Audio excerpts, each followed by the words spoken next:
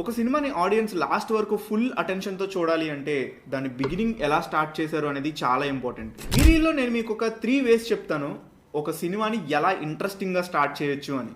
So guys, welcome to 100 Days of Film Making Day 7. Point number 1, start with an event or an action scene. Like మీ cinema opening సీనే ఒక action ఎపిసోడ్తోనో లేదంటే ఏదైనా ఒక event జరిగింది అనే దాని చుట్టూ రాస్తే అది ఎంటైర్ సినిమాకి ఫౌండేషన్లో ఉంటుంది. అందులో క్యూరియాసిటీ కరెక్ట్గా ఉంది అంటే సినిమా అంతా సీన్ ఎందుకు జరిగింది అని చూస్తారు. లైక్ అంజీ సినిమాలో స్టార్టింగ్ ఆత్మలింగం గురించి ఒక సీన్ ఉంటుంది.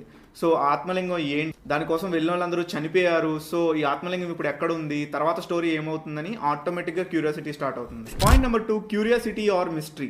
సో మీ ఓపెనింగ్ సీన్ స్టార్ట్ చేసినప్పుడే ఒక ఈవెంట్ని చూపించి బట్ దాని గురించి ఎటువంటి డీటెయిల్స్ పూర్తిగా రివీల్ చేయకుండా ఉంటే సో నెక్స్ట్ ఈ కథలో ఈ పర్టికులర్ ఈవెంట్కి సంబంధించిన మిస్టరీ ఏంటి, దాన్ని ఎలా రివీల్ చేస్తారు, అది ఏంటి అని తెలుసుకోవడానికి ట్రై చేస్తూ ఉంటారు. Example Baahubali 1 opening scene. Point number 3, conflict or dead line.